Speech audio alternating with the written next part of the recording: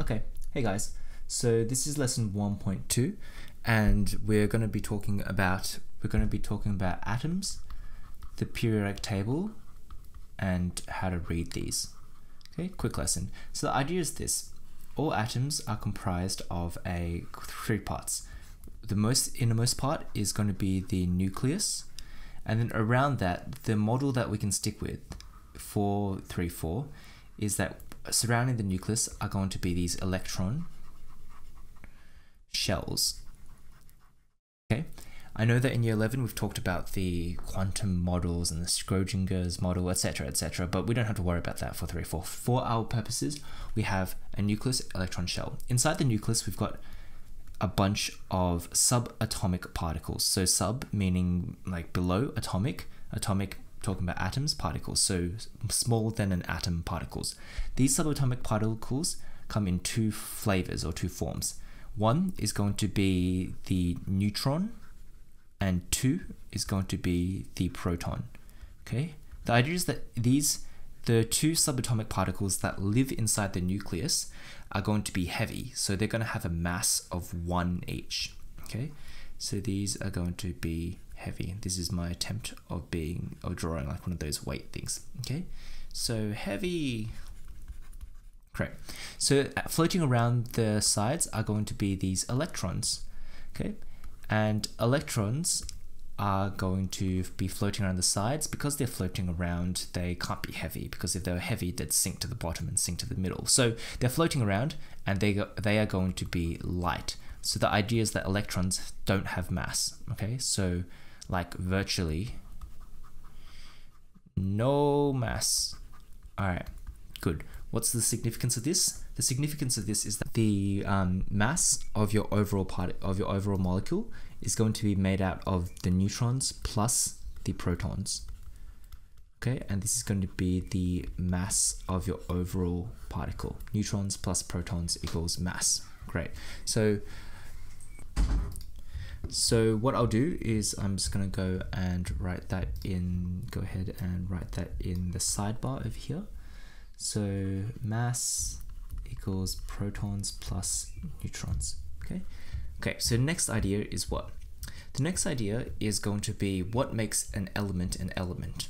Okay, so the elements that we look at in chem are going to be things like like base elements, so like oxygen, nitrogen, fluorine, bromine, etc. Okay, but what makes an element an element? An element is made into an element is like defined by the number of protons it has. Okay, so if I go ahead and bring up the periodic table, yep, here it is. We can see that we've got a bunch of, yep, so here it is, and let's have a look. So over here in the periodic table, we can see that we've got a bunch of different elements. So you've got like hydrogen, we've got like hydrogen over here, we've got our helium, lithium, and beryllium. So the idea is that the thing that differentiates each of these elements from one another is going to be the number of protons that it has. So the next thing that we want to talk about is we want to talk about a compound. So what is the difference between an element and a compound? An element is all of the same type of atom, whereas a compound is when we have multiple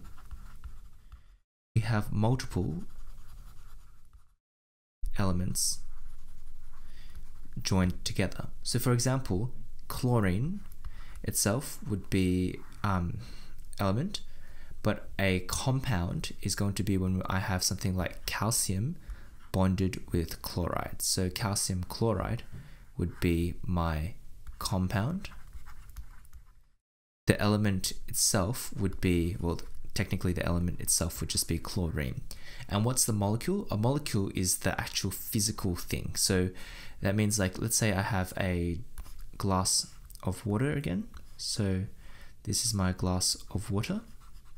When I look into the water, there are individual molecules of water, right? So the molecule is the overall like individual unit. So that's going to be our molecule.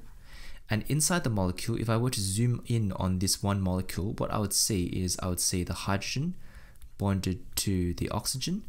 The oxygen and the hydrogen are going to be the elements. Whoops, you can't see that. So the hydrogen and the oxygens are going to be the elements, and the overall thing, the whole thing itself, is going to be the compound. Okay, cool. So the next section then is going to look at what do we need to be able to read from the periodic table. Okay, so we've got the periodic table back up here, and we've got a very nice little picture here. So what we can see here is that there's a couple of things that come in the periodic table, and this is taken off your data book. So we've got the atomic number here, which is for gold 79. What you need to remember is that atomic number equals the number of protons. And what does this mean? This means that this is going to determine then what the element is. Okay, so atomic number is number of protons. Then you have what's known as the relative atomic mass.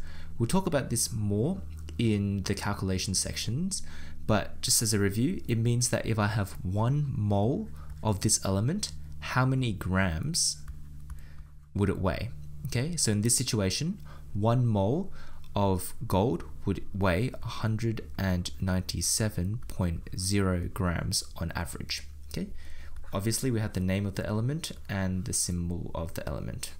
Cool fact, sometimes the symbol of the element really has no relation at all to the name of the element, and the reason behind this is because they often use their Latin name. So for example, gold is going to, in Latin, is aureus, A-U-R-E-U-S.